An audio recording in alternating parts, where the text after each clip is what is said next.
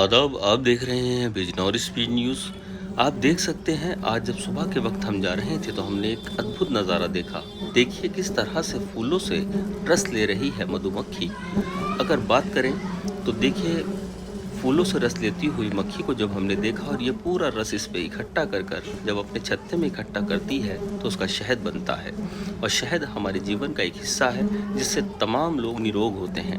और शहद बाज़ार में आता है, फिर घरों में आता है और शहद का इस्तेमाल होता है। देखिए प्रक्रिया है जिसे परागण भी कहा जाता है, जिससे मक्खी रस लेकर अपने छत्ते में जाती है।